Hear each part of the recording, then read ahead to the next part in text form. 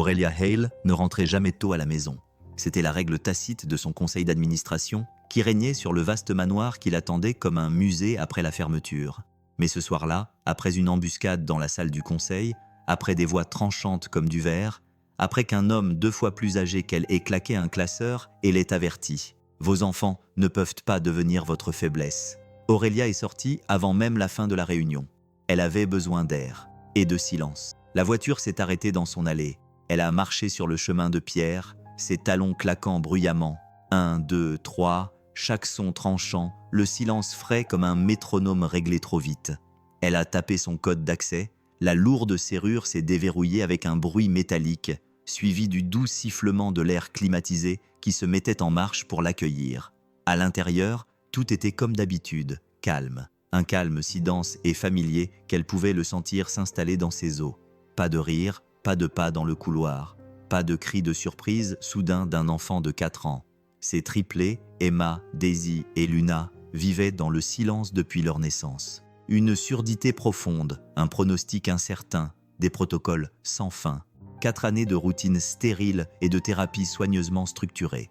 Aurelia expira lentement, laissant le calme familier l'envelopper comme le faisait parfois la fatigue. Elle posa son sac en cuir. Le bruit sourd résonna légèrement sur le sol en marbre, rebondit une fois, puis se dissipa dans l'air. Elle ferma les yeux un instant. « Respire simplement », se rappela-t-elle. Mais alors, quelque chose d'étrange se produisit. Une vibration à peine perceptible, juste assez pour faire vibrer légèrement le verre d'une étagère voisine. Aurelia se figea. Une autre vibration, plus profonde cette fois. « Monsieur ?» Comme un battement de cœur lent sous le plancher. Elle ouvrit brusquement les yeux. Cette maison ne vibrait pas. Rien dans cette maison n'était jamais déplacé.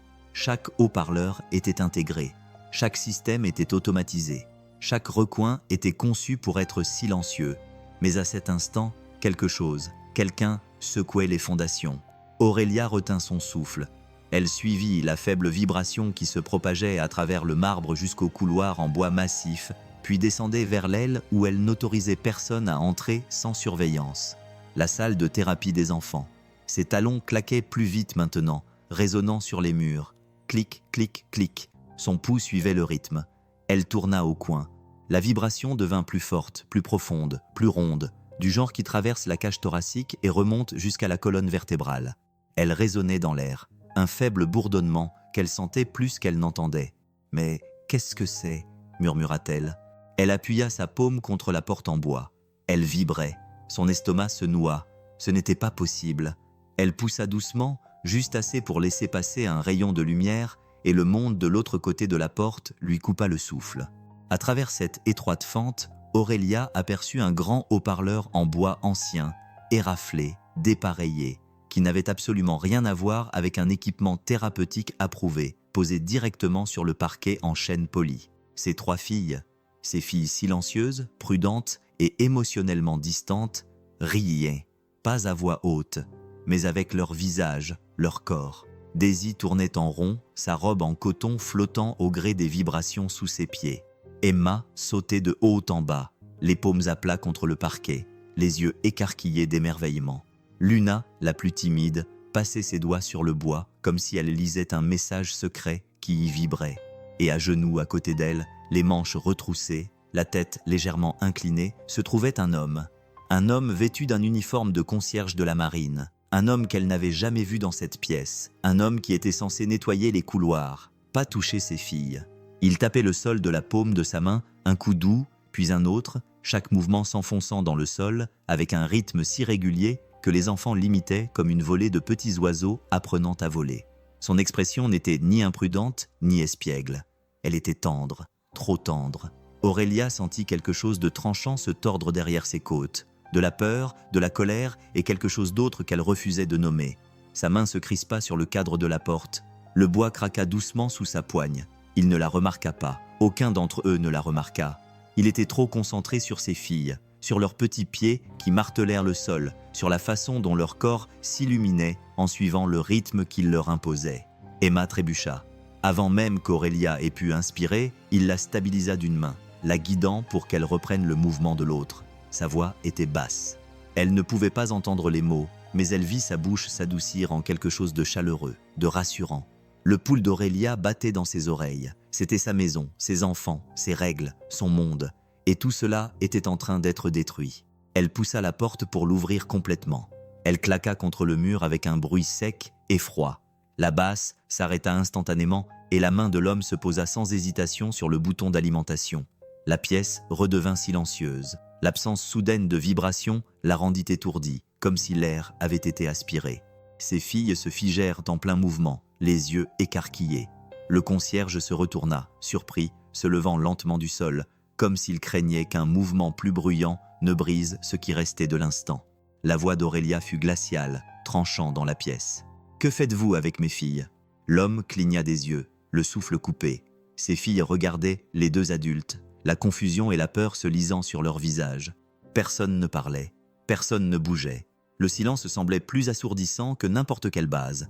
Une seule seconde tremblante s'étira comme une corde trop tendue. Puis, d'une voix calme qui semblait venir d'un endroit plus profond que la pièce elle-même, un autre narrateur prit la parole. Une voix plus âgée et usée murmura dans l'histoire. Elle avait licencié 20 gardes en 4 ans, et je n'étais que le concierge jusqu'au jour où elle rentra tôt à la maison. La vibration avait disparu, mais le tremblement dans sa poitrine persistait. Pendant un long moment après l'éclat d'Aurélia, la pièce resta figée, son souffle vif, les épaules du concierge tendues, les yeux écarquillés des filles d'Aurélia, passant rapidement de l'un à l'autre comme des oiseaux effrayés. Mais alors que la dernière trace de vibration s'estompait sur le parquet, un silence plus lourd est revenu, un silence qui appartenait à cette maison bien avant l'arrivée du concierge. Et ce silence l'a ramené en arrière, non pas dans le temps, mais dans ses souvenirs, comme si le sol lui-même lui murmurait « Tu n'as pas toujours eu aussi peur ». La scène s'est estompée autour d'elle, se dissolvant dans le doux bourdonnement d'une autre pièce, inondée de la lumière de l'hôpital. La première fois qu'elle tint ses filles dans ses bras, les moniteurs de l'unité néonatale de soins intensifs étaient les seuls à parler. De minuscules lignes vertes clignotaient sur les écrans.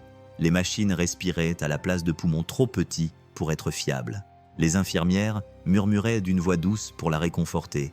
Mais tout ce qu'Aurélia entendait, c'était l'absence de pleurs. Elle avait imaginé ce moment pendant des années, imaginé 3 nouveau-nés remplir la pièce de leurs cris. Au lieu de cela, elle fut accueillie par le silence. Un médecin s'est éclairci la gorge doucement, faisant bruisser le papier qu'il tenait dans ses mains. « Perte auditive congénitale sévère », a-t-il dit.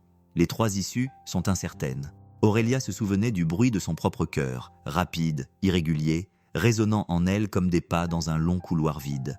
Elle se souvenait de l'homme debout à côté d'elle, leur père. « L'intervention sera lourde », a poursuivi le médecin. « Thérapie, opération chirurgicale, années d'engagement. » Elle entendit le souffle à côté d'elle se faire plus vif. Il recula d'un pas, puis d'un autre. Dans sa mémoire, sa voix était toujours la même, calme, froide, la transperçant comme une lame émoussée. « Je ne peux pas faire ça. Je n'ai pas signé pour avoir 3 enfants sourds. » Un stylo gratta le papier. Une porte claqua, ponctuant bruyamment la fin de la phrase. Ses pas s'estompèrent, laissant derrière eux un silence creux. Jamais. Le flashback s'estompa pour laisser place au présent, avec le faible bourdonnement du panneau de sécurité dans son couloir. Aurélia se tenait seule, fixant son reflet sur l'écran sombre. Ses filles étaient désormais des bambines, mais le silence avait grandi avec elle. Elle avait mis en place des systèmes pour le gérer. Au fil des ans, le manoir s'était transformé non pas en une maison, mais en un environnement contrôlé, avec des purificateurs d'air ronronnant doucement, des caméras placées dans chaque coin de thérapie, des protocoles collés au mur comme des commandements. Salle de réunion le jour, souvenir Nikou la nuit. Sa vie se déroulait quelque part entre le pouvoir et la panique. 20 aides-soignants s'étaient succédés. Elle pouvait encore les entendre. La jeune nounou qui n'était restée que 3 heures. « Je suis désolée, mademoiselle Heil, je ne supporte pas ce silence. On se croirait à l'hôpital. » La thérapeute spécialisée qui était restée 1 semaine. Ses filles ont besoin d'un engagement émotionnel, pas seulement de procédure.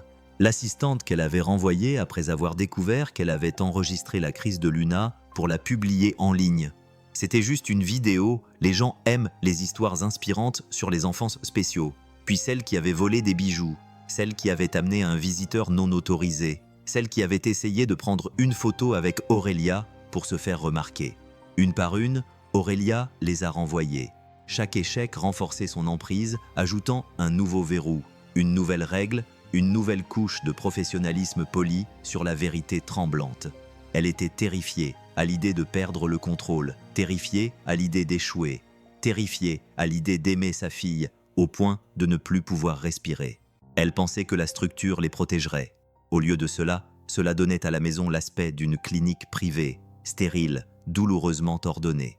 Quand elle rentrait chez elle chaque soir, l'air semblait immobile. Sa fille était assise dans des lignes de lumière parfaites sur le sol, les écrans brillants devant elle. Pas de rivalité entre sœurs, pas de rire, pas de chaos. Juste 3 petites filles existant dans des lignes parallèles, silencieuses.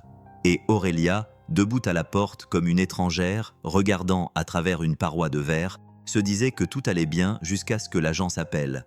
Elle se souvenait de cet appel avec une clarté déconcertante. Le bourdonnement de la climatisation de son bureau, le clic d'un stylo sur son emploi du temps, sa propre voix tendue après une nouvelle journée de 14 heures. Madame Haïl, la représentante, commença prudemment. « Nous manquons de personnel pour le week-end. Un seul candidat est disponible pour la rotation de nuit. » Aurélia ne leva même pas les yeux de son ordinateur portable. Est-il certifié? Une pause? Eh bien, techniquement, il travaille dans le cadre de notre programme d'entretien des bâtiments. C'est un concierge, mais il cherche à faire des heures supplémentaires. Sa vérification d'antécédents est positive. Il est fiable. Le stylo d'Aurélia s'arrêta en plein clic. Un concierge pour ses filles, pour la seule partie de sa vie qu'elle ne pouvait se permettre de mal gérer.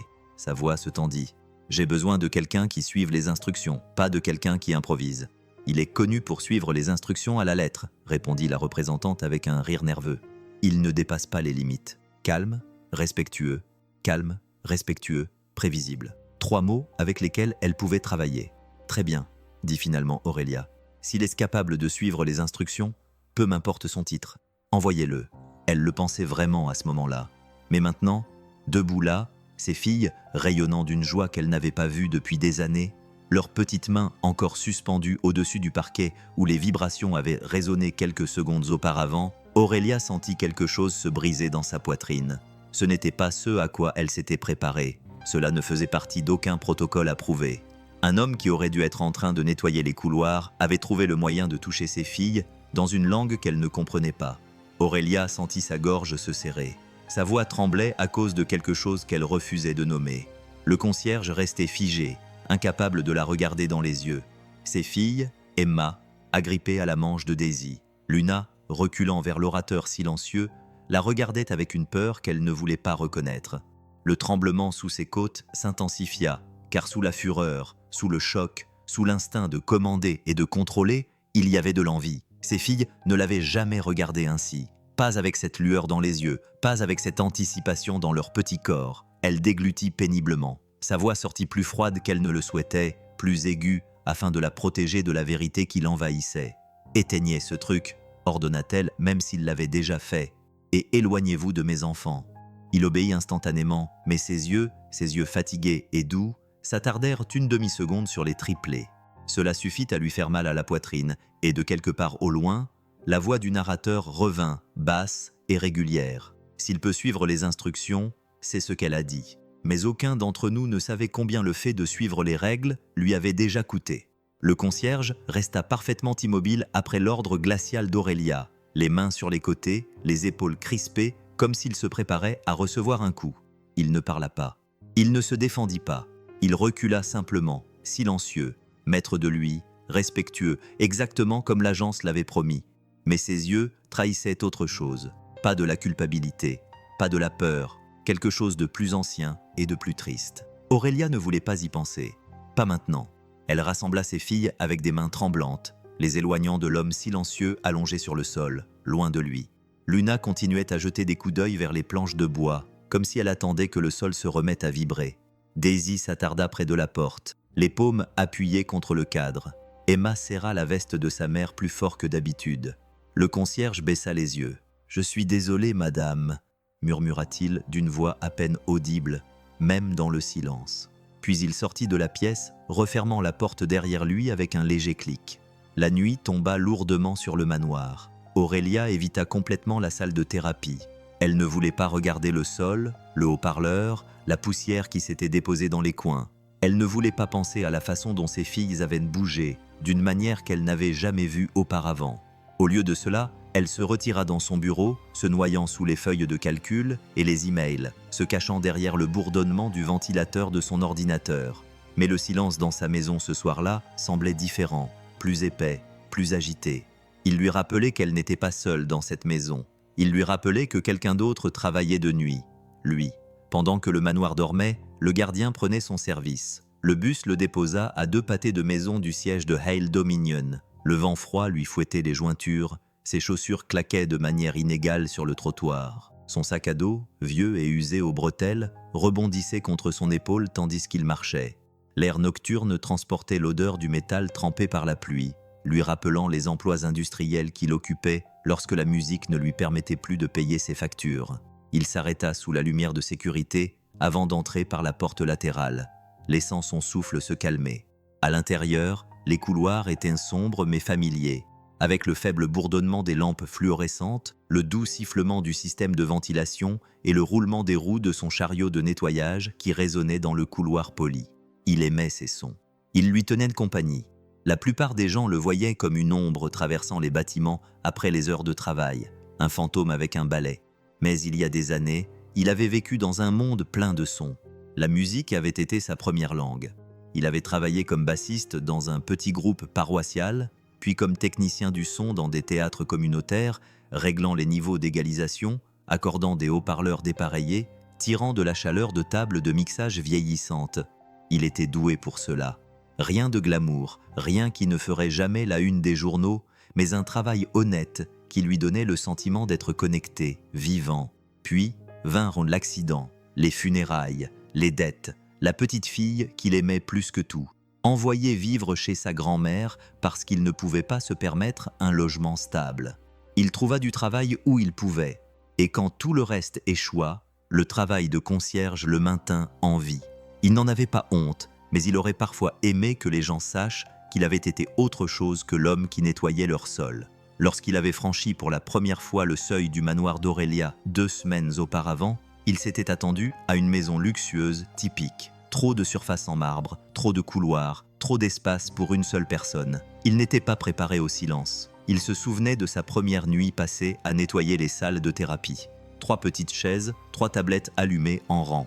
Le purificateur d'air ronronnait doucement, seul rythme dans la pièce. Il avait vu les filles lui jeter un coup d'œil rapide et curieux, puis retourner à leurs écrans. Il leur avait fait un signe de la main. Emma avait cligné des yeux. Daisy l'avait ignoré. Luna avait penché la tête, incertaine. Cela ne le dérangeait pas. Les enfants avaient besoin de temps, surtout ceux qui vivaient dans une maison qui ressemblait davantage à un musée du silence soigneusement aménagé. Mais alors, par accident, il laissa tomber le manche du balai. Le bruit sourd qui résonna dans la pièce était profond et rond, secouant le parquet juste assez pour que Daisy se fige. Elle écarquilla les yeux. Elle appuya sa paume à plat contre le parquet. Puis elle sourit. Pas un sourire poli, pas un sourire timide, un vrai sourire, soudain et éclatant. Emma regarda à côté d'elle, le visage illuminé de curiosité. Luna s'approcha, attirée par quelque chose qu'elle ne pouvait pas entendre, mais qu'elle pouvait clairement sentir. Il s'était accroupi, stupéfait. Cette seule vibration, à peine plus qu'un battement de cœur, les avait atteints. Une pensée lui traversa l'esprit. Une musique douce, pleine d'espoir, presque interdite, n'a pas besoin d'être entendue pour être comprise. Alors, le lendemain soir, il fit un essai. Un bruit sourd plus doux, un léger tapotement, un rythme issu de la mémoire musculaire. Elles répondirent à nouveau, et c'est alors qu'il vit le vieux haut-parleur poussiéreux dans la pièce de rangement. Ses fils s'en mêlaient dans le bois, le son était déformé, imparfait, mais sa base était encore solide. Il le nettoya, le rebrancha, et le testa d'abord dans sa petite chambre louée. Et au moment où le sol vibra sous ses mains, il murmura « Peut-être que cela pourrait les aider ». Il n'avait jamais eu l'intention d'enfreindre les règles. Il voulait simplement offrir à 3 petites filles une porte d'entrée vers un monde qu'elles n'avaient jamais pu toucher. Maintenant, après la confrontation avec Aurélia, il se déplaçait dans le manoir à pas plus lents. Il respirait doucement, prudemment. Il ne voulait rien perturber. Pas ce soir. Son chariot cliquetait doucement alors qu'il entrait dans le couloir arrière près de la salle de thérapie. Il laissa ses doigts glisser sur le bois poli. Ce sol avait été le théâtre d'un miracle plus tôt. Un petit miracle, mais suffisant pour le maintenir éveillé et plein d'espoir. Il s'arrêta près du placard de rangement. Le vieux haut-parleur était posé à l'intérieur, désormais silencieux, son côté éraflé appuyé contre un seau de produits d'entretien. Il s'agenouilla et suivit du pouce le contour du haut-parleur. Il ressentit un élan de regret, une douce douleur. Il avait seulement voulu aider. J'aurais peut-être dû demander. J'aurais peut-être dû rester à ma place. Je n'aurais peut-être pas dû espérer du tout. Il déglutit, puis, dans le couloir derrière lui, il entendit un faible bruit, le bruissement de petits pas traînants. Il se retourna brusquement, mais il n'y avait personne. Seulement le souvenir de 3 petites filles dansant sans faire de bruit. Son service prit fin quelques heures plus tard. Il se dirigea vers le portail, serrant sa veste contre lui, alors que le vent nocturne le frôlait. Avant de sortir, il jeta un dernier regard sur la silhouette de la demeure se découpant dans le ciel, grande, parfaite et silencieuse à nouveau. « Demain sera une autre nuit », murmura-t-il, « et je resterai à l'écart, si c'est ce qu'elle veut. » Il ne savait pas qu'à l'étage, Aurélia était elle aussi éveillée, repassant l'après-midi dans son esprit avec une boule dans la gorge qu'elle ne pouvait expliquer. Et aucun d'eux ne savait ce que le vieil haut-parleur dans le placard allait bientôt déclencher. Le lendemain soir, le manoir semblait plus lourd que d'habitude, comme si le silence lui-même attendait de voir s'il oserait réessayer. Il ne devrait pas, il le savait. La voix d'Aurélia avait été assez tranchante pour couper l'acier. Mais lorsque le concierge entra dans le couloir devant la salle de thérapie, ses doigts effleurèrent le parquet. Il ressentit le souvenir très vague des petits pieds de la jeune fille qui tapèrent dessus la veille de leur première danse, leur première étincelle de joie. Cela le tiraillait. Il expira lentement un souffle qui frémissait d'une sorte de nostalgie. Peut-être qu'aujourd'hui, il allait simplement essayer une dernière chose, non pas pour enfreindre les règles, mais pour comprendre pourquoi ce moment avait eu lieu. Il se rendit dans le placard de rangement. Le vieil haut-parleur était là où il l'avait laissé, silencieux, abîmé, mais plein de promesses. Il le prit délicatement, comme s'il soulevait quelque chose de fragile et de vivant. « Si je reste discret, » se dit-il, « si je reste maître de la situation, cela ne fera peut-être pas de mal. Cela aidera peut-être. » Dans la salle de thérapie, les triplés étaient déjà réveillés, ce qui était inhabituel à cette heure tardive. Daisy était assise en tailleur sur le tapis, tapotant son tibia du bout des doigts. Emma traînait un jouet en bois sur le sol à un rythme lent. Luna, toujours observatrice, était appuyée contre le mur, la joue collée au bois. Toutes trois levèrent la tête lorsque la porte s'ouvrit. Le concierge s'arrêta sur le seuil. Il parla à voix basse, avec précaution. « Bonjour les petites », murmura-t-il, même s'il savait qu'elles ne pouvaient pas l'entendre. Mais le ton était important. La douceur était importante. Il plaça le haut-parleur au centre de la pièce, loin des filles, loin des murs, sur une partie du parquet où les vibrations pourraient se propager de manière uniforme. Il essuya ses paumes sur son uniforme, se stabilisant. Il ne voulait pas se précipiter, pas comme la dernière fois. Il brancha le câble, un léger clic emplit l'air, puis un rapide sifflement statique. Un petit bruit, mais suffisant pour faire vibrer faiblement le sol.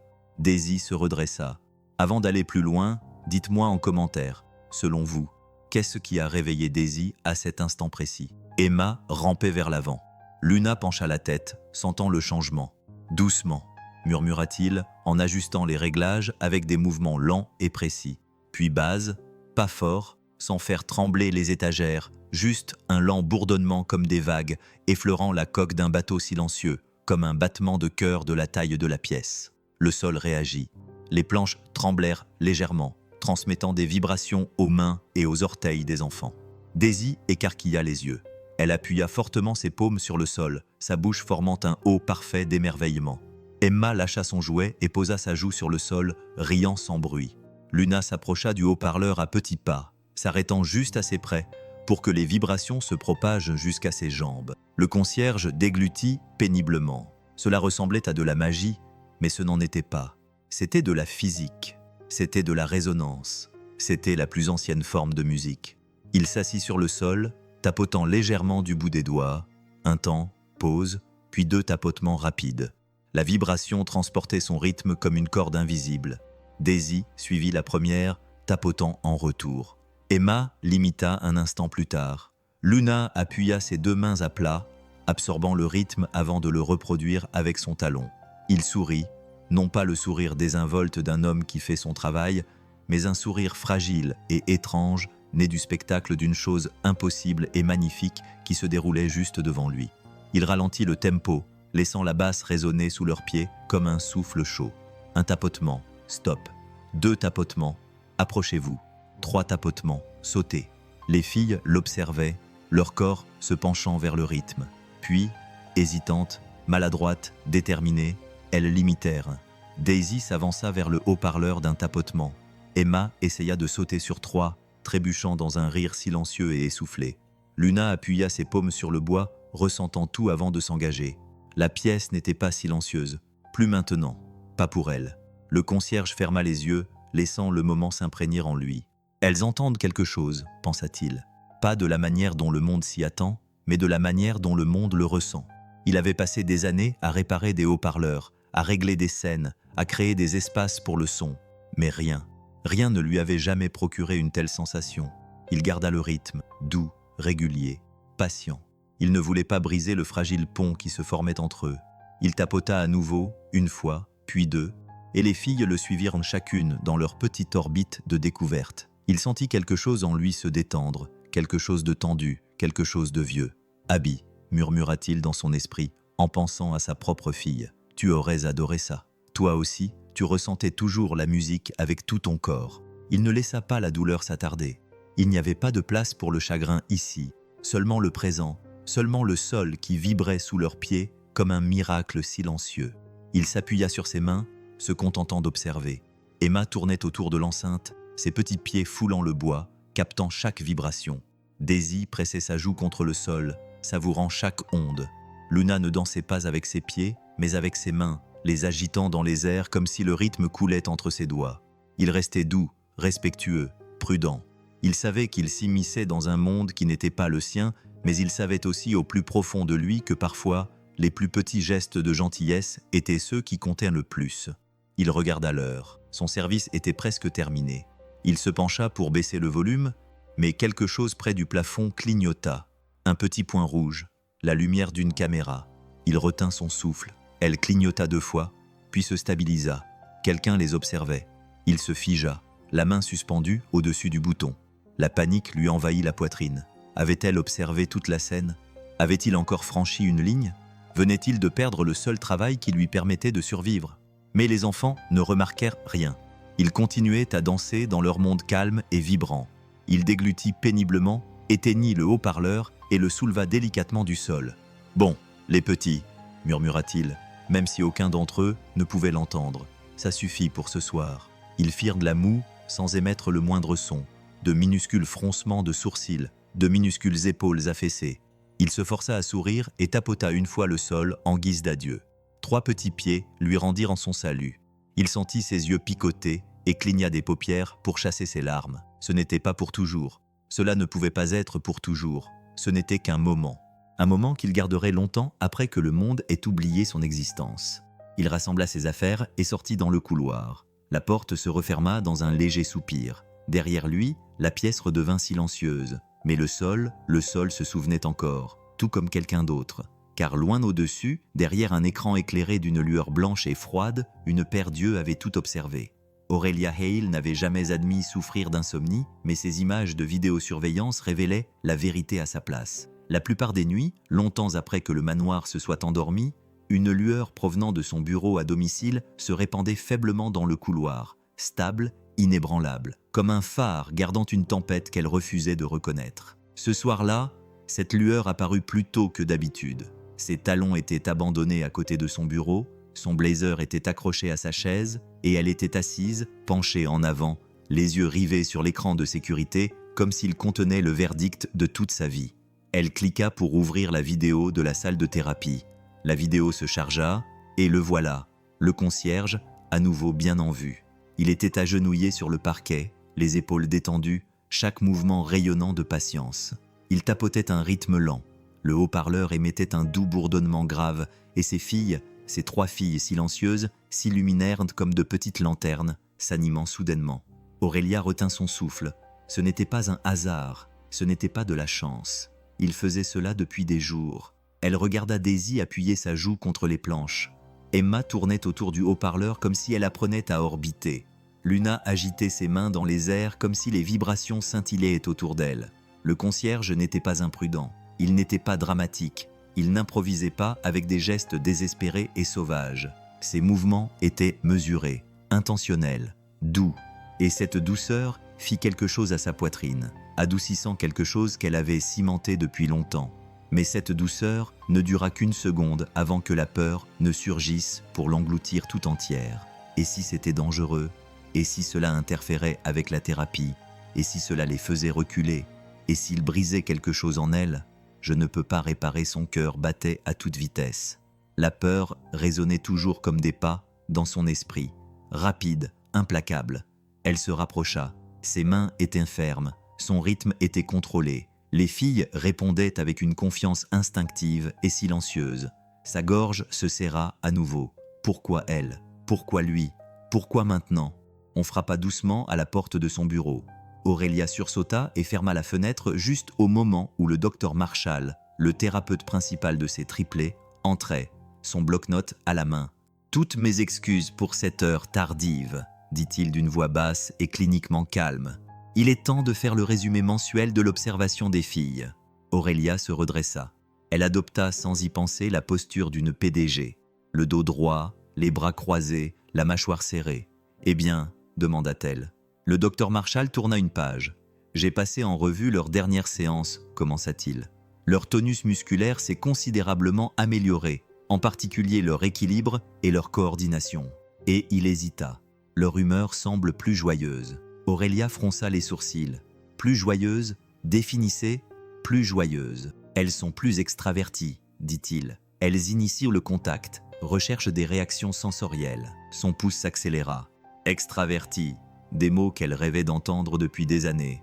Y a-t-il eu des changements dans leur routine dont je n'ai pas été informé? Demanda-t-il. Son cœur fit un bond.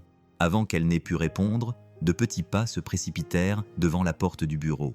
Emma et Luna poursuivaient Daisy, petites ombres silencieuses mais énergiques qui scintillaient dans le couloir. Le docteur Marshall observait la scène avec un petit sourire. Cette énergie n'était pas là le mois dernier. Quelque chose stimule leur voie sensorielle. Aurélia déglutit péniblement. Pas quelque chose, quelqu'un. Elle le congédia rapidement en prétextant des réunions tardives et le besoin de se reposer. Mais dès que la porte se referma, elle rouvrit la vidéo exactement là où elle s'était arrêtée. Le concierge se pencha en avant, ajustant le volume du haut-parleur avec précaution. Il ne l'augmenta pas, il le baissa, les protégeant. Puis vint le moment qui la frappa le plus. Daisy trébucha pendant une séquence de 3 pas. Il réagit instantanément, la stabilisant d'une main instinctive et douce, sans la saisir, sans la surprendre, mais en guidant son poids pour la rééquilibrer. Son expression était purement inquiète. Si cette scène vous donne des frissons, laissez un like maintenant. La suite va être encore plus intense. Sans hésitation, sans frustration. Aurélia ressentit une brûlure aiguë et inconnue derrière ses yeux, car elle vit dans son visage quelque chose qu'elle n'avait pas osé espérer depuis des années. Un homme qui ne fuyait pas. Le lendemain matin, elle était toujours dans son bureau, son café intact. Elle regarda la vidéo encore et encore. Différents angles, différentes nuits. Chaque visionnage la touchait davantage. Le concierge n'enfreignait pas les règles parce qu'il voulait jouer les héros. Il ne cherchait pas à la discréditer. Il n'était pas négligent. Il était attentif au rythme, à leur énergie, à la façon dont leur corps se penchait vers les vibrations comme des fleurs se penchant vers le soleil qu'elle ne pouvait pas entendre, mais pouvait sentir. Aurélia appuya ses doigts sur son front. « Qu'est-ce que j'ai manqué? Qu'est-ce que je ne leur ai pas donné? Quelle partie de la maternité avais-je déléguée parce que j'avais trop peur de les briser moi-même ?» Elle n'avait pas de réponse, seulement une douleur grandissante qu'elle ne voulait pas affronter. Le soir venu, elle ne l'avait toujours pas confrontée, mais le destin, ou peut-être ses filles, l'y contraignirent. Dans le couloir près de la salle de thérapie, elle entendit le léger frottement de ses chaussures. Le concierge se tenait debout avec son chariot de nettoyage, les épaules légèrement voûtées, non pas sur la défensive, mais presque apologétique. Il ressemblait à un homme se préparant à un verdict qu'il s'attendait à être coupable. Aurélia fit un pas en avant, puis s'arrêta. Son souffle se bloqua dans sa poitrine car, à travers la porte ouverte derrière lui, elle vit la petite main d'Emma appuyée à plat sur le sol, attendant une vibration qui ne venait pas. L'attendant lui. Aurélia déglutit. Sa voix était plate, contrôlée. « Nous en avons fini avec tout ce que c'était », dit-elle calmement, « jusqu'à ce que j'aie tout examiné. » Il acquiesça d'un petit signe de tête. Il ne discuta pas, il ne supplia pas, mais ses yeux brillaient d'une douleur indéniable. Pas pour lui-même, mais pour les filles. Il se détourna pour reprendre son nettoyage, lentement, délibérément. Aurélia s'attarda sur le seuil, agrippant le cadre comme s'il la retenait.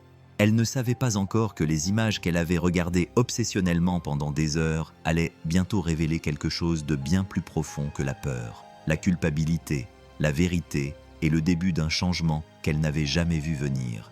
Car ce soir, elle continuerait à regarder, et elle le verrait enfin, le voir vraiment. La maison était inhabituellement calme cet après-midi-là. Pas le silence clinique qu'Aurélia avait instauré depuis des années, mais quelque chose de plus oppressant, de plus dense, comme si les murs eux-mêmes sentaient une tempête approcher. Le concierge le sentit bien avant de la voir. Il se tenait dans la salle de thérapie, agenouillé à côté du vieux haut-parleur. Il ne jouait rien qu'il n'oserait pas jouer après ce qu'elle avait dit la nuit dernière. Mais les filles étaient agitées. Leurs petits pieds tapaient sur les planches avec impatience, comme pour supplier le sol de chanter à nouveau. Daisy tira sur sa manche. Emma grimpa sur ses genoux sans prévenir. Luna s'assit en tailleur près de l'ombre du haut-parleur, attendant. Il sourit doucement, essayant de les distraire. Un léger tapotement sur le sol. 2 doigts tambourinant un motif discret. Rien d'amplifié, rien d'assez fort pour être capté par les caméras. Pourtant, même la plus petite vibration faisait bouger les filles, qui se penchaient, se balançaient, sentaient. « Doucement », murmura-t-il en écartant une boucle du front d'Emma. « On joue, c'est tout. » Mais les filles n'étaient pas satisfaites. Daisy tapait du pied, exprimant ainsi sa demande. Luna glissa ses paumes à plat sur le parquet, cherchant. Emma lui répondit par un tapotement insistant. Il hésita. Avant qu'il n'ait pu se décider, un clic sec retentit, le bruit de talons frappant le parquet avec une précision chirurgicale. La porte s'ouvrit brusquement.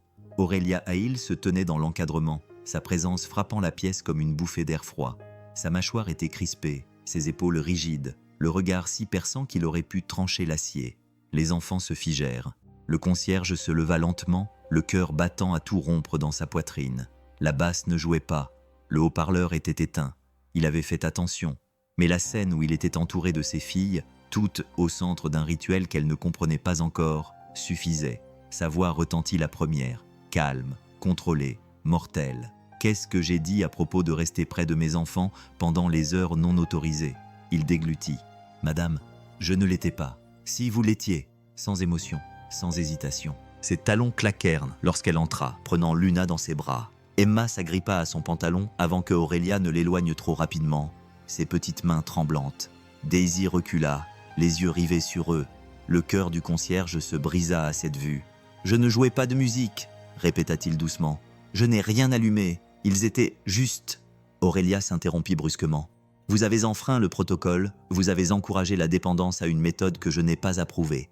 Vous avez simplement supposé que vous saviez ce qui était le mieux. » Sa voix montait, pas fort, mais aiguë, empreinte d'une peur qu'elle ne savait pas nommer. « Je ne voulais pas faire de mal, » dit-il doucement. Il cherchait à atteindre le sol. Il voulait ressentir. « Je me fiche de ce qu'il voulait, » l'interrompit-elle, ses mots claquant dans l'air comme un coup de fouet. « C'est moi qui suis responsable de leur bien-être, pas vous, pas une expérience impulsive. » Il recula comme s'il avait été frappé. Ses filles ressentirent elles aussi la tension. Daisy tira sur le chemisier de sa mère pour attirer son attention.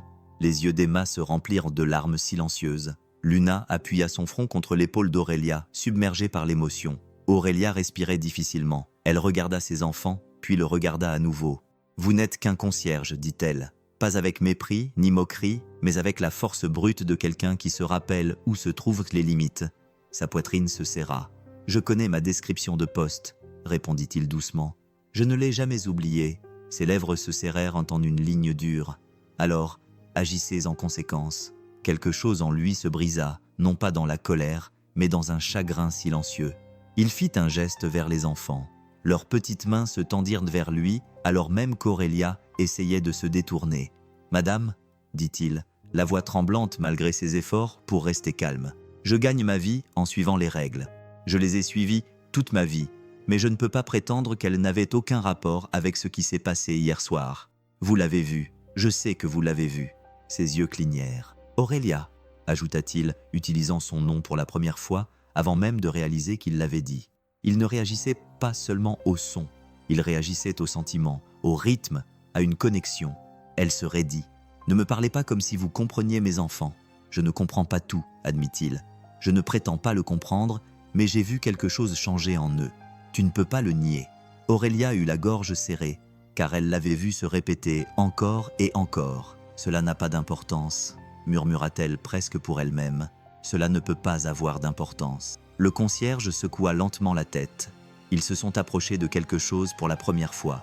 Ils ont tendu la main. Ils ont ri, si on peut appeler cela ainsi. Ils se sont permis de ressentir quelque chose de nouveau.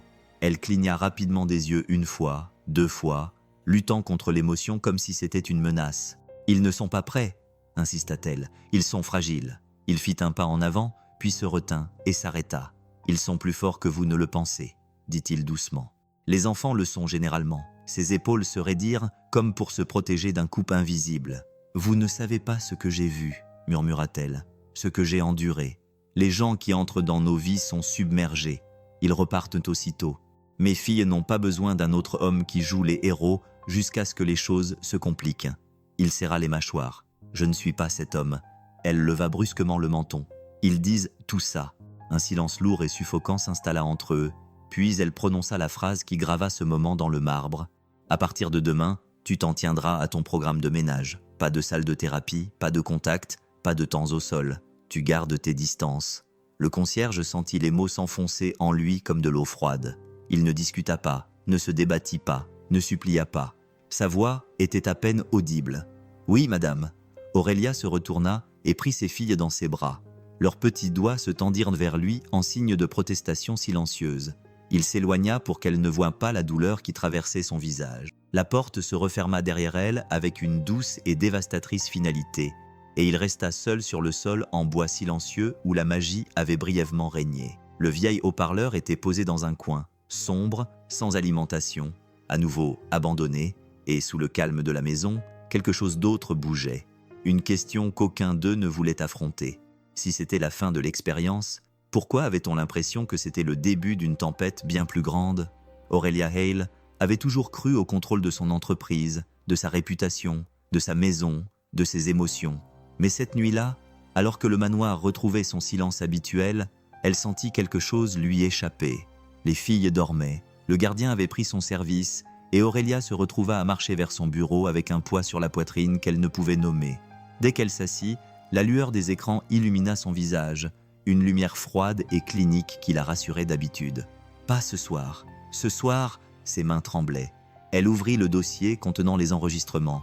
Son curseur s'arrêta, puis elle cliqua sur « Lecture ». L'écran s'alluma. Il était là, lors de la toute première nuit où il avait franchi les limites qu'elle n'avait pas réalisé avoir fixées si strictement. Il n'était pas bruyant, il n'était pas chaotique, il n'était pas négligent. Il se déplaçait avec une douceur délibérée, vérifiant les réactions de la fille avec la précision de quelqu'un qui avait appris à écouter avec plus que ses oreilles. Aurélia se pencha sans s'en rendre compte. Le visage de Daisy rayonnait de curiosité. Emma rampait vers lui avec une détermination chancelante.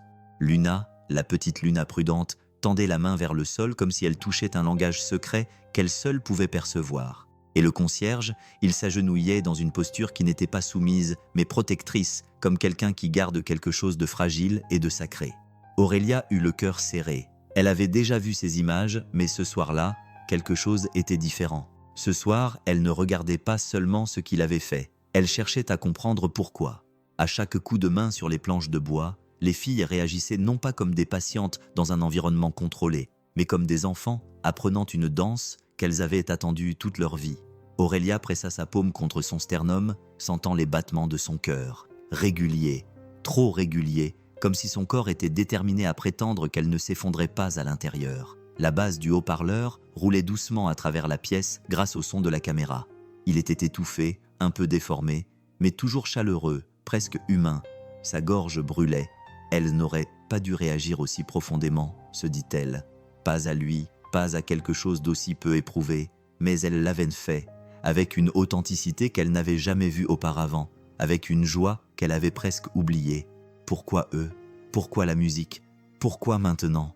Murmura-t-elle dans la pièce vide. Une question à laquelle elle avait besoin de réponses, mais qu'elle avait trop peur d'affronter. Elle fit défiler la vidéo. Soudain, quelque chose de nouveau, Les filles n'étaient pas les seules à être vulnérables.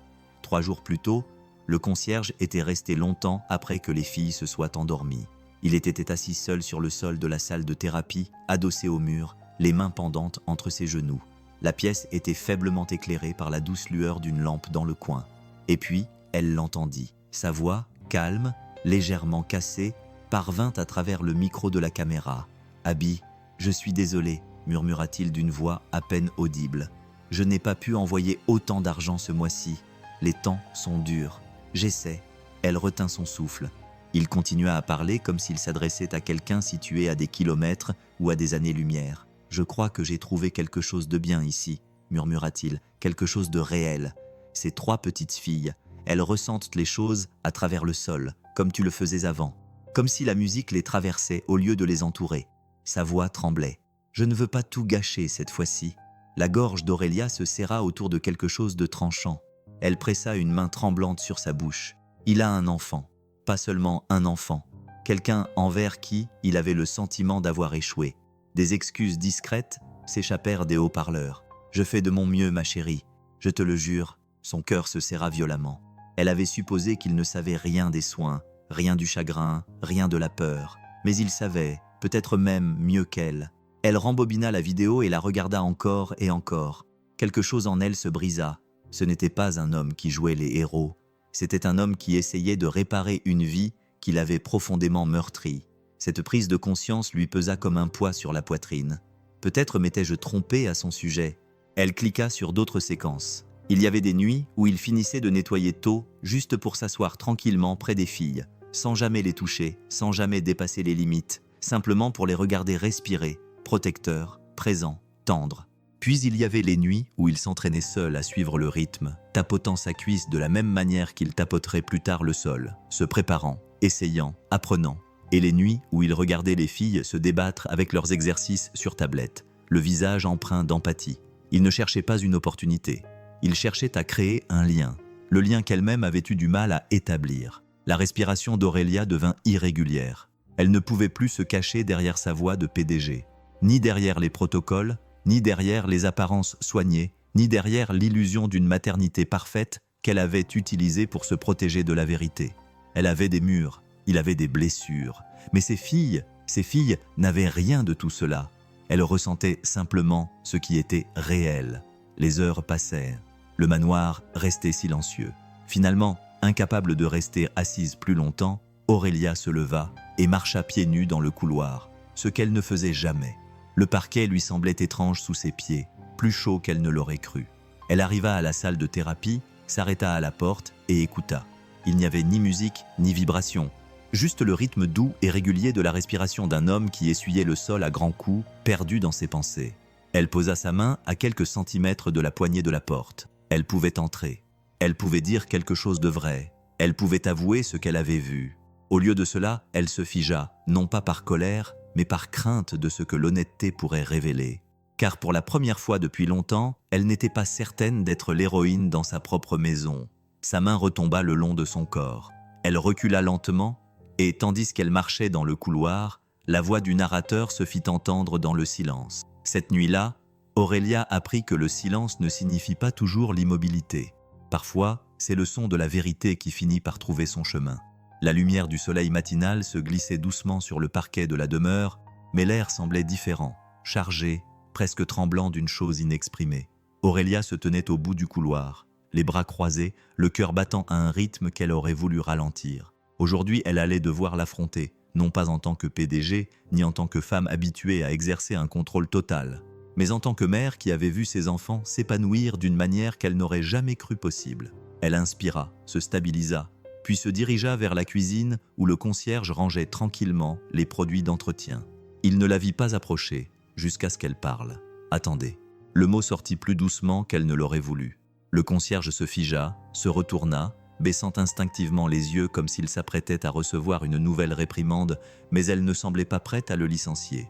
Elle semblait hésitante. « Il faut qu'on parle », dit Aurélia. Il acquiesça lentement, se préparant au pire. « Bien sûr, madame. » Elle déglutit. Ses paumes étaient étrangement chaudes. « J'ai visionné les images. Ses épaules se sont crispées. J'ai tout vu. » Elle poursuivit. « Les filles, la méthode, votre implication. Il expira bruyamment par le nez, mi-honteux, mi-effrayé. « Si vous voulez que je parte, murmura-t-il, dites-le simplement. Je finirai la semaine, je ne veux pas compliquer les choses. » « Non. » Elle l'interrompit rapidement, les surprenant tous les deux. « Je ne te licencie pas. » Il cligna des yeux. Elle s'éclaircit la gorge. « Je ne comprends pas tout à fait ce qui s'est passé dans cette pièce, mais j'ai constaté une réelle amélioration chez mes filles, et j'ai vu sa voix vaciller. J'ai vu que tu te souciais d'elle. » Il ne dit rien, non pas parce qu'il n'était pas d'accord, mais parce qu'il ne faisait pas confiance à sa voix. Aurélia continua doucement. « Je veux revoir ce que vous faisiez, mais en toute sécurité, dans certaines limites. » Il se redressa, sans être sur la défensive, sans être orgueilleux, juste attentif. « Qu'est-ce que cela signifie exactement ?» « Cela signifie, dit-elle, le souffle inégal, que vous pouvez continuer votre méthode de vibration, mais je superviserai, et je ferai venir un spécialiste pour analyser les résultats. » Pour la première fois, une lueur d'espoir passa sur son visage. « Vous me donnez une autre chance. Je leur donne une autre chance, corrigea-t-elle doucement. Mais sa voix tremblait d'une manière qui suggérait que cette chance leur appartenait à tous les deux. Cet après-midi-là, la salle de thérapie bourdonnait d'une anticipation silencieuse. Le parquet semblait retenir son souffle lorsque Aurélia entra pieds nus. Le concierge leva les yeux, surpris. Elle baissa les yeux vers ses talons qu'elle tenait dans une main. « Vous avez dit que les vibrations fonctionnent mieux avec un contact direct. » Elle hésita. « Je devrais donc aussi les sentir, n'est-ce pas ?» Sa voix s'adoucit. « Oui, madame. » Leurs regards se croisèrent brièvement, hésitants, significatifs. Puis il installa le haut-parleur au centre de la pièce, le brancha et vérifia 2 fois le cadran. Ses mouvements étaient assurés, respectueux, presque révérencieux. Les filles étaient déjà en effervescence, leurs petits pieds bougeaient, leurs mains tapotaient leurs cuisses, l'anticipation illuminait leurs visages. Daisy se tenait le plus près du sol. Emma s'agrippait au mollet de sa mère pour garder l'équilibre. Luna se tenait au bord, attendant la première impulsion. Le concierge s'agenouilla, les câbles à la main. « Ok », murmura-t-il. Doucement, doucement. Il alluma le haut-parleur. Un léger bourdonnement emplit l'air, doux et chaud comme un souffle silencieux sous le parquet. La vibration se propagea doucement à travers le bois. Daisy retint son souffle. Emma glissa de la jambe d'Aurélia et posa ses 2 paumes à plat sur le sol. Les yeux de Luna s'écarquillèrent, brillants, scintillants de vie. Aurélia s'abaissa prudemment sur le sol, en face du concierge. La chaleur se propagea à travers ses paumes, remonta le long de ses bras et s'installa dans sa poitrine. Elle se figea. Elle ne s'attendait pas à ressentir cela. Ce n'était pas comme un bruit, ni comme une perturbation, mais comme un battement de cœur. « Est-ce que ce qu'ils ressentent ?» murmura-t-elle. Le concierge acquiesça en tapotant doucement le sol. « Oui, leur corps interprète les vibrations avant toute autre chose. C'est de la musique. » Aurélia expira, le souffle tremblant. « Je n'ai jamais rien ressenti de tel. » Les filles réagirent instantanément lorsqu'il changea de rythme. Un léger tapotement attira Daisy plus près. 2 tapotements rapides firent tournoyer Emma maladroitement. 3 tapotements envoyèrent Luna courir se réfugier dans les bras d'Aurélia avec une assurance surprenante. Aurélia rit doucement, un son inhabituel dans cette pièce. L'émotion lui monta à la gorge, chaude et lourde. Le concierge l'observait tranquillement, le regard adouci. « Elles vous font confiance, dit-il. » Elle baissa les yeux vers les 3 petits visages de ses filles rayonnant de joie et murmura « Je ne pensais pas qu'elles en étaient capables. »« Elles le savent, répondit-il. « Elles l'ont toujours su. Elles avaient juste besoin d'un langage qu'elles pouvaient ressentir. » Aurélia déglutit. Elle ne savait pas si elle avait envie de pleurer ou de sourire. « Pouvez-vous me montrer comment faire ?» demanda-t-elle, le souffle coupé. « Vous voulez essayer ?»« Oui, répondit-elle. « Si mes enfants peuvent ressentir cela, alors j'ai besoin de savoir ce que c'est. Apprends-moi. » Il cacha le tremblement de ses mains en se rapprochant, suffisamment pour que leurs genoux se touchent.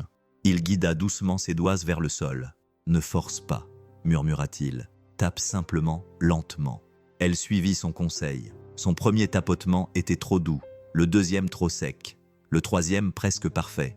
Puis la vibration atteignit sa peau, se propagea dans ses os, se mêla au bourdonnement régulier des basses provenant du haut-parleur. Les filles réagirent instantanément, comme si elles entendaient leur mère pour la première fois depuis des années. Daisy se glissa sur ses genoux. Emma l'enlaça par la taille. Luna pressa sa joue contre la main d'Aurélia. Aurélia se figea, submergée, bouleversée. Le concierge détourna respectueusement le regard, lui laissant un moment d'intimité. Mais elle sentit le changement. Un lien se formait. un pont qu'elle n'aurait jamais pensé pouvoir traverser. Les larmes lui montèrent aux yeux. « Je ne savais pas que cela pouvait être ainsi », murmura-t-elle. Sa réponse fut douce. « Elle non plus, pas avant que vous ne vous soyez assise ici avec elle. » Pour la première fois depuis des années, la salle de thérapie ne lui semblait plus froide ni clinique. Elle lui apparaissait comme un petit coin de chez elle, fragile. Avant la fin de la séance, le téléphone d'Aurélia vibra. Un nouvel email du docteur Marshall. Elle l'ouvrit, les mains encore tremblantes, ses filles toujours blotties contre elle. Conclusion préliminaire. Amélioration substantielle constatée au niveau de l'intégration sensorielle, de la réactivité émotionnelle et de la coordination motrice. Recommande la poursuite de l'exploration structurée de la méthode basée sur les vibrations. Aurélia fixait l'écran, la vue brouillée. Le concierge remarqua. « Mauvaise nouvelle ? » ?»« Non, murmura-t-elle. « Pas du tout. » Elle le regarda. Vraiment, elle le regarda. Et quelque chose en elle changea à nouveau. Il ne souriait pas, mais le soulagement adoucissait tout son visage. Elle expira. Peut-être que ce n'était pas une erreur. Peut-être était-ce la première bonne décision qu'elle avait prise depuis longtemps. Aurélia avait appris que le progrès n'était jamais silencieux. Il ne glissait pas doucement dans la vie. Il arrivait avec des remous, des murmures et finalement des conséquences. Et dans une entreprise aussi grande que Hale Dominion, les conséquences se propageaient rapidement. Lorsqu'elle arriva au siège social le lendemain matin, l'atmosphère semblait étrange. Trop de regards, trop de conversations étouffées s'interrompaient brusquement à son passage. Les portes de l'ascenseur se refermèrent derrière elle avec un léger tintement, mais le poids sur sa poitrine ne fit que s'alourdir. Son téléphone vibra. Un autre message, puis un autre chat privé. Est-ce qu'elle laisse vraiment un concierge diriger des séances de thérapie ? Cela va faire scandale dans la presse si nous ne faisons pas attention. Nous devons intervenir avant qu'elle ne prenne une décision émotionnelle. Aurélia verrouilla l'écran d'un geste brusque. Elle serra les mâchoires. Elle aurait dû s'y attendre. Hale Dominion prospérait grâce à l'innovation, mais étouffait tout ce qui ressemblait de près ou de loin à un risque, et laissait un concierge mener une avancée révolutionnaire avec ses enfants malentendants. C'était plus qu'un risque, c'était un scandale. Elle poussa les portes vitrées de son étage, ignorant les escaliers, mais elle ne pouvait ignorer la voix qui l'attendait dans son bureau. « Bonjour, Aurélia. » Le docteur Langford, issu d'une vieille famille fortunée, avec un ego démesuré et des idées médicales dépassées, était assis, les jambes croisées, son bloc-notes posé sur son costume impeccable. C'était le conseiller médical préféré du conseil d'administration, le genre d'homme qui considérait le protocole comme un texte sacré. Aurélia ne s'assit pas. « Si vous êtes ici pour remettre en question mon rôle de parent, ne gaspillez pas votre salive. » Il haussa un sourcil. « Votre rôle de parent ou votre responsabilité ?» « Oui. » Ses doigts se crispèrent sur ses côtés. « Nous avons reçu des rapports inquiétants, » poursuivit-il. « Vous avez permis à un employé non qualifié, dont le poste, je tiens à le préciser, est celui de concierge, d'effectuer des interventions sensorielles sans supervision sur vos filles. » Aurélia sentit la chaleur monter dans sa poitrine. Elles ont réagi à son intervention. Il a trouvé une méthode que personne d'autre n'avait essayée. « Exactement, » répondit-il froidement. « Personne ne l'a essayée parce qu'elle n'est pas réglementée, qu'elle n'a pas fait ses preuves et qu'elle est potentiellement dangereuse. » Elle prit une lente inspiration. « Vous n'étiez pas là.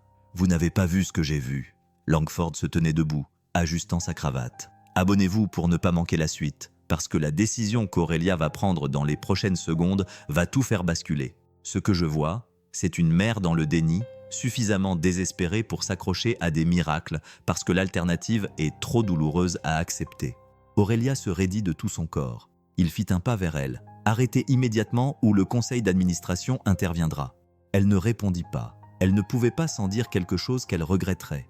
Mais à l'intérieur, une seule vérité résonnait plus fort que la menace. Ses filles n'avaient jamais été aussi en sécurité et heureuses que sous cette douce vibration. Pourtant, la peur la submergeait. La peur la submergeait toujours. La pression ne faisait qu'empirer. Les rumeurs se répandirent comme une traînée de poudre parmi les cadres de l'entreprise qui chuchotaient à propos du comportement imprudent des assistants, transféraient des captures d'écran, tandis que son équipe de relations publiques cherchait subtilement à obtenir des déclarations. Et puis, le passé revint, littéralement. Au coucher du soleil, alors qu'Aurélia sortait de l'ascenseur de son manoir, la sonnette de la porte d'entrée retentit. Le son était doux, mais il lui trancha les nerfs. Elle ouvrit la porte et tout en elle se figea. Il se tenait là, grand, vêtu d'un costume coûteux, avec son arrogance familière, le père de ses filles. « Que fais-tu ici ?» demanda Aurélia d'une voix dangereusement calme. Il lui adressa un sourire faussement aimable. « J'ai entendu des choses inquiétantes au sujet des filles. Au sujet de toi ?» Il marqua une pause délibérée. « J'ai pensé que tu aurais peut-être besoin d'aide. » Son sang se glaça. « Vous avez perdu ce droit lorsque vous avez quitté leur nicou. » Il haussa les épaules. « Les gens grandissent, changent. Je suis prêt à m'impliquer maintenant. »« Non, dit-elle en s'avançant. Vous êtes prêt à en tirer profit. » Son regard s'aiguisa. « Si vous pensez que je n'utiliserai pas vos décisions discutables contre vous au tribunal, détrompez-vous. » Aurélia retint son souffle. Le tribunal, la garde, des menaces qu'elle avait prié de ne plus jamais entendre, et tout cela parce qu'elle avait laissé quelqu'un s'intéresser à elle.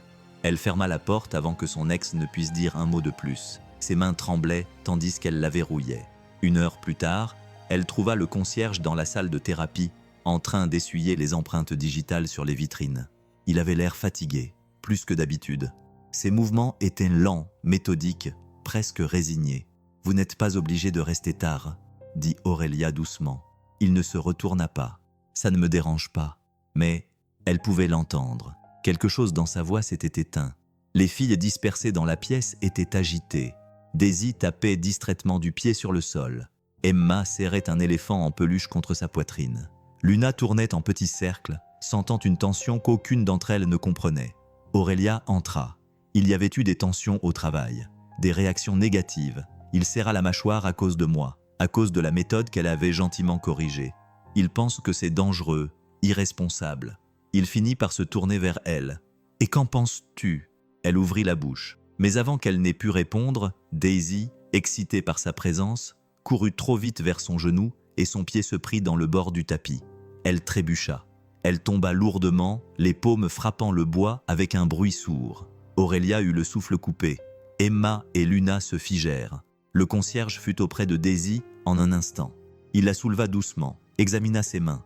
Pas de sang, pas de gonflement, juste un choc et des tremblements. Le cri silencieux de Daisy déchira le cœur d'Aurélia. « Doucement » murmura-t-il en pressant Daisy contre son épaule. « Tout va bien, ma chérie. Tu as juste eu peur. » Aurélia s'agenouilla à côté de lui. « Laisse-moi faire. » Elle tendit la main vers Daisy, mais celle-ci s'accrochait à lui. Cette image, sa fille choisissant quelqu'un d'autre, la frappa avec la force d'un raz-de-marée. La peur, la jalousie, la culpabilité, tout se mélangeait. « C'est ça », murmura Aurélia d'une voix rauque. « C'est exactement ce dont il m'avait prévenu. » Il leva les yeux, le regard confus et blessé. « Un enfant qui trébuche, ça arrive dans tous les foyers. »« Non », dit-elle rapidement. « La dépendance. Si quelque chose de pire arrivait. » Sa voix se fit plus aiguë pour la première fois. « Ce ne sont pas des poupées en porcelaine, ce sont des enfants. » Elle tressaillit, il s'adoucit légèrement. « Tu as peur que quelque chose tourne mal. Quoi que tu fasses. Je comprends.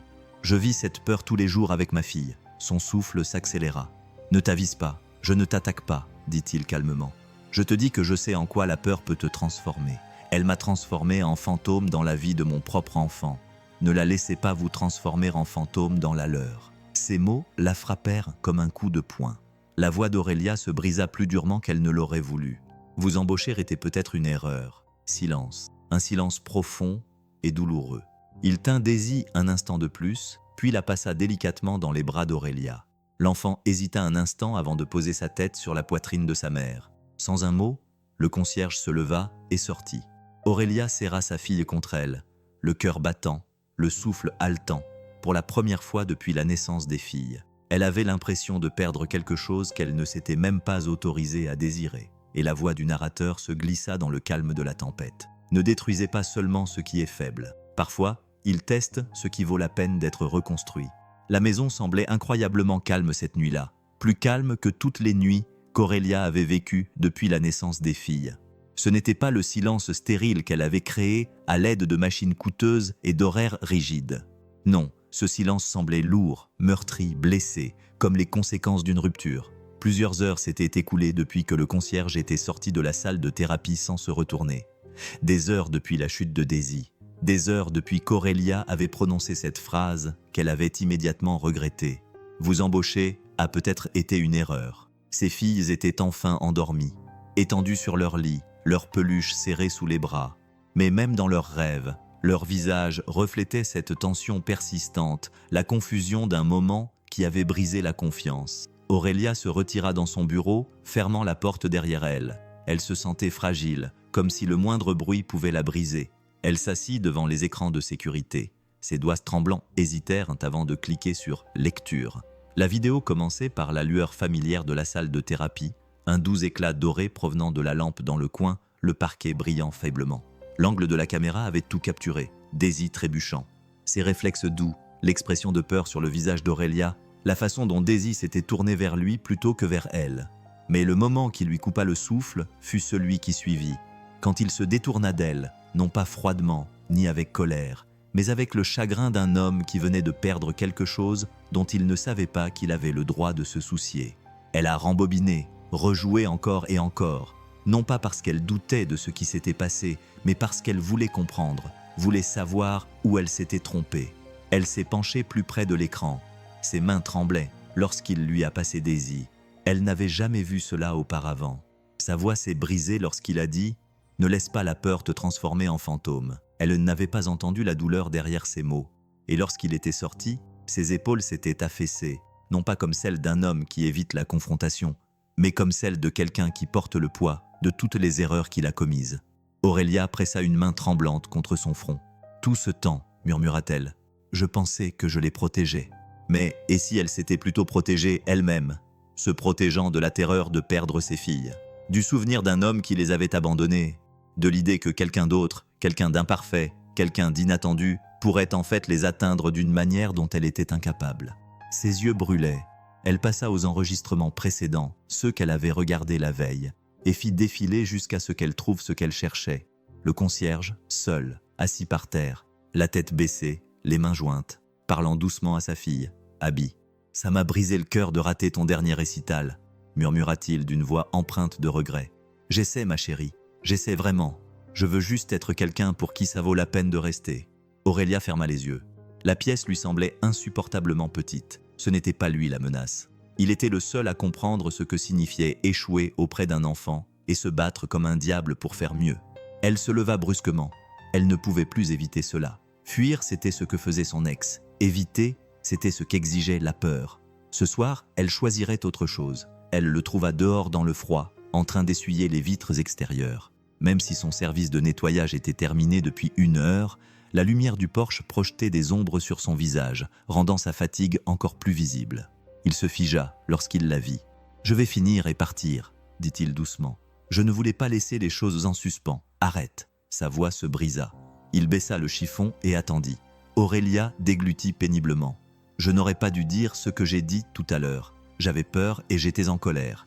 Et je m'en suis prise à la mauvaise personne. » Il fixait le sol. « Tes filles sont tout pour toi. Je comprends pourquoi tu as réagi ainsi. »« Non, » murmura-t-elle. « Tu ne comprends pas, pas complètement. » Il leva lentement les yeux vers elle et elle continua. « Je vis dans la peur depuis le jour où elles sont nées. La peur de les perdre, la peur de les décevoir, la peur de les confier à quelqu'un d'autre. Et la peur, » sa voix trembla, « la peur de ressentir quelque chose que je ne peux pas contrôler. » Le vent souffla sur eux, apportant avec lui le parfum léger de l'hiver. Aurélia expira. « Tu n'as pas commis d'erreur dans cette pièce. Moi, oui, car au lieu de voir ce que tu faisais pour eux, j'ai vu tout ce qui me faisait peur. » Sa gorge bougea lorsqu'il déglutit. « Je n'ai jamais voulu dépasser les limites. Je voulais juste... » « Tu les as aidés, » l'interrompit-elle. « Tu les as aidés comme personne d'autre ne l'a fait. » Il ne parla pas, ne bougea pas. Elle s'approcha de quelques pas. « Je veux te montrer quelque chose, » dit doucement Aurélia. Elle le ramena à l'intérieur, dans la salle de thérapie. Le sol en bois reflétait la faible lumière de la lune. Elle tendit la main derrière une armoire et en sortit le haut-parleur. « Madame, Aurélia, » corrigea-t-elle doucement. Il hésita. « Aurélia, que fais-tu » Elle plaça le haut-parleur à sa place habituelle. Puis elle s'assit par terre, pieds nus. Sa respiration était saccadée. « Je veux faire ça correctement, » dit-elle. « Avec supervision, avec science, avec intention, et avec vous. » Sa poitrine se souleva brusquement dans un souffle qu'il ne savait pas retenir. Elle s'éclaircit la gorge. « Si vous êtes d'accord, je veux continuer la méthode des vibrations. » Il cligna des yeux, stupéfait. « Ce n'est pas parce que je suis désespérée, » dit-elle doucement, « mais parce que je comprends enfin ce que mes filles ont essayé de me montrer. » Elle toucha légèrement le sol du bout des doigts. Elle ressent le monde à travers les vibrations, à travers la connexion, à travers les parties de nous qui n'ont pas peur. Le concierge s'agenouilla en face d'elle. Leurs genoux se touchaient presque. Et pour la première fois depuis leur rencontre, il n'y avait ni tension, ni protocole, ni peur. Seulement 2 personnes qui avaient été brisées de différentes manières et qui se retrouvaient enfin dans la même pièce calme où 3 petites filles avaient appris à danser sans bruit. Il tendit la main vers le bouton de volume et le régla avec une révérence qui lui serra la poitrine, se racle la gorge. Le sol vibrait doucement, chaudement, familièrement. La vibration remonta le long de ses bras jusqu'à sa poitrine, jusqu'à son cœur. Ses yeux se remplirent, non pas de peur, mais de soulagement. Puis, avant qu'elle n'ait pu parler, les filles réveillées par la vibration firent irruption dans la pièce. Daisy entra la première en titubant. Emma serrait son éléphant en peluche. Luna entra en titubant, encore endormie mais attirée par le rythme. Aurélia tendit les bras. Toutes les 3 coururent vers elle, sans trébucher, sans hésiter, mais en suivant les vibrations comme un phare. Elles s'effondrèrent sur ses genoux. Leurs petites mains emmêlées appuyées contre le sol, elles gloussèrent sans bruit. Aurélia leva les yeux vers le concierge. Pour la première fois, la gratitude brillait dans ses yeux. La voix du narrateur murmura à travers le silence que l'espoir exprime rarement avec des mots. La plupart du temps, c'est une vibration. Le premier son chaque matin était autrefois le bourdonnement grave et régulier du purificateur d'air. Maintenant, c'était différent. Maintenant, c'était le doux bruit de 3 paires de petits pieds courant dans le couloir en bois, suivi du doux M des basses roulant sur le sol comme un orage lointain qui ne se déchaînait jamais. Le manoir n'était pas devenu plus bruyant au sens où l'entendaient la plupart des gens. Il n'y avait toujours pas de cris, pas de disputes bruyantes, pas de rires stridents, mais il y avait des sons nouveaux. La respiration haletante de 3 petites filles qui essayaient de ne pas manquer leur moment préféré de la journée, le bruit doux des pieds nus d'Aurélia lorsqu'elle retirait ses talons hauts sur le seuil, le clic discret du vieux haut-parleur en bois qui s'animait au centre de la salle de thérapie. Cette pièce ne ressemblait plus à une clinique, elle ressemblait à une petite scène sacrée. Des mois s'étaient écoulés depuis la nuit où tout s'était brisé, puis avait commencé à guérir. Pendant ce temps, la méthode des vibrations était passée d'une expérience téméraire à un programme pilote soumis à un examen médical rigoureux. Le docteur Marshall venait désormais 2 fois par semaine, non pas pour mettre fin au programme, mais pour l'observer avec un sourire de plus en plus large. Il ne se cachait plus. Il regardait les triplés réagir plus rapidement aux signaux, se chercher les uns les autres, devenir plus courageux à chaque séance. Leur coordination, avait-il déclaré un matin en posant son bloc-notes, est meilleure que ce que nous avions prévu pour les 2 prochaines années. Quoi qu'il en soit, ça marche. Aurélia n'avait pas répondu à voix haute, mais son cœur l'avait fait. Bien sûr que ça marche. Ce n'est pas seulement une thérapie, c'est un sentiment d'appartenance. Le sol vibrait maintenant sous leurs pieds, tandis que les filles s'entraînaient à une séquence simple. 2 pas en avant, un tour, courir vers maman. Daisy menait la charge, battant un rythme joyeux. Emma vacilla mais se corrigea en utilisant les vibrations comme des rails auxquels s'accrocher. Luna hésita, puis suivit lorsque le concierge tapota doucement. 1, 2, 3, invitant sans exiger. Aurélia s'assit en tailleur sur le sol, les mains ouvertes, prête. 3 petits corps se précipitèrent sur elle dans un enchevêtrement de membres et de robes en coton, suivis de rires silencieux qui rendirent de l'air plus lumineux. Quoi qu'il en soit, leur souffle s'accéléra, rapide et joyeux, contre son cou. Elle rit vraiment, les épaules secouées.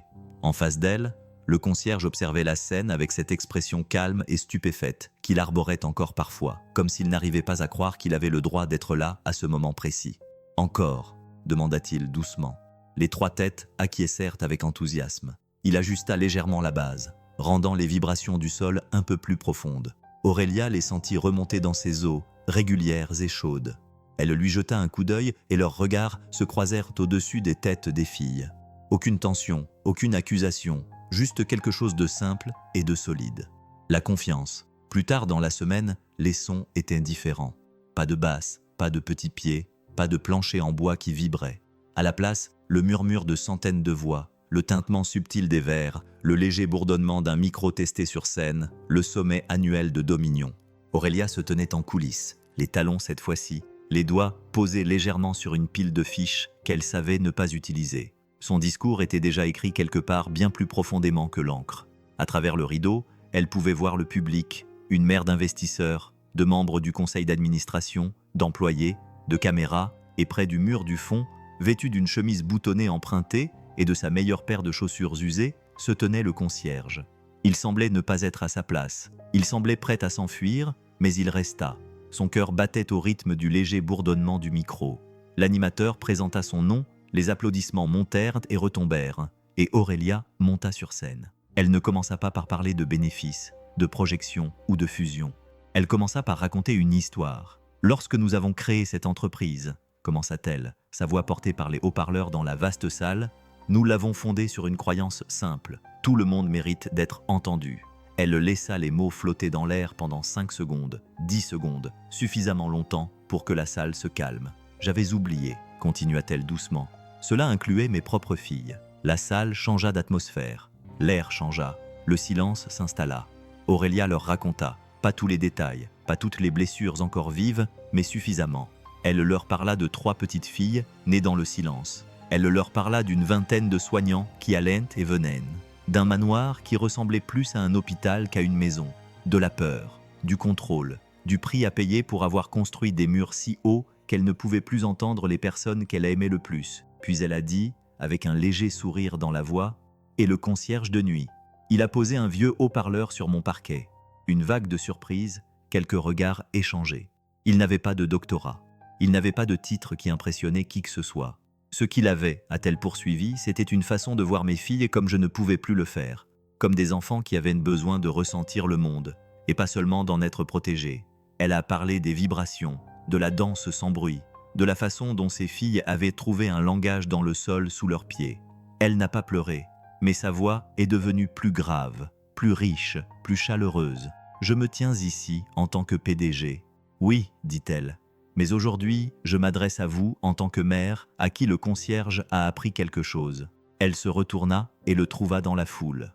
Leurs regards se croisèrent. J'ai appris, dit-elle lentement, que le son n'est pas seulement ce que nous entendons avec nos oreilles. C'est ce que nous ressentons dans nos os, dans nos familles, dans nos communautés. Et parfois, les personnes que nous négligeons sont celles qui détiennent la clé d'une vie meilleure. Elle fit un geste vers l'arrière. Pourriez-vous vous lever, s'il vous plaît ? Il se figea. Puis, à contre-cœur, il se redressa. Des centaines de têtes se tournèrent. Il n'y avait ni projecteur, ni entrée grandiose, juste un homme qui avait apporté un balai et un vieux haut-parleur dans une maison tranquille, et l'avait changé à jamais. Merci, dit simplement Aurélia. Pas de titre, pas de fioriture pour avoir appris à mes filles à écouter avec leur cœur et pour avoir appris à leur mère à écouter à nouveau. Les applaudissements commencèrent lentement, puis s'amplifièrent, puis gonflèrent.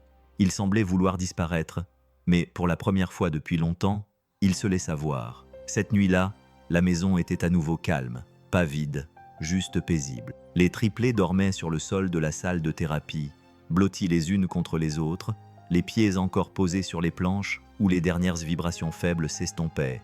Leur respiration était douce, régulière, presque synchronisée. Le vieil haut-parleur était posé à proximité, éteint mais prêt à fonctionner. Aurélia et le concierge étaient appuyés contre le mur, côte à côte, leurs épaules se touchant presque mais pas tout à fait. Le sol sous leurs pieds conservait encore le rythme fantomatique de la journée. « Tu t'en es bien sorti aujourd'hui » murmura-t-il.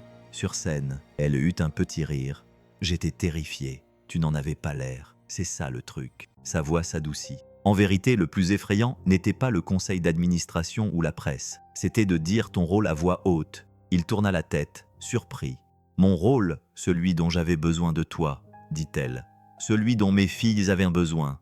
Celui dont nous avions tous besoin. » Les mots s'installèrent entre eux comme une couverture chaude.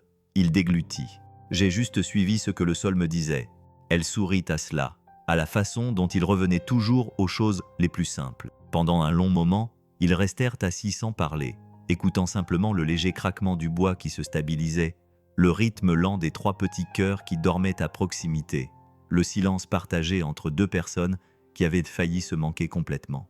Finalement, Aurélia expira, sans s'être rendu compte qu'elle retenait son souffle. « Reste, dit-elle doucement. Encore un peu. » Et c'est dit si qui se... Il ne bougea pas, ne répondit pas par des mots. Il se contenta de poser son épaule contre la sienne. La voix du narrateur s'évanouit doucement dans l'obscurité. Les triplés n'entendaient pas le monde comme la plupart des gens, mais elles entendaient la vibration d'une mère qui choisissait le courage plutôt que la peur. et d'un concierge qui refusait de rester à la porte de leur vie. Grâce à un vieux haut-parleur, un plancher en bois et 3 petites filles qui dansaient avant de comprendre pourquoi elles avaient trouvé une musique qui n'appartenait qu'à elles. Et une fois que vous avez ressenti ce genre de musique, le silence n'est plus jamais vide. La basse avait disparu.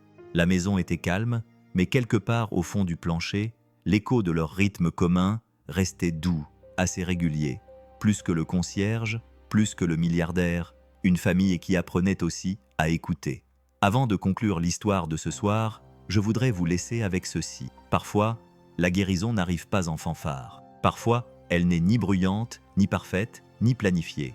Parfois, ce n'est qu'une petite vibration sur un plancher en bois ou un moment de calme où quelqu'un choisit enfin le courage plutôt que la peur. Cette histoire nous rappelle que chaque famille a son propre langage et que parfois, nous trouvons ce langage dans les endroits les plus inattendus, à travers des personnes que le monde a tendance à négliger ou dans des parties de nous-mêmes que nous pensions disparues depuis longtemps.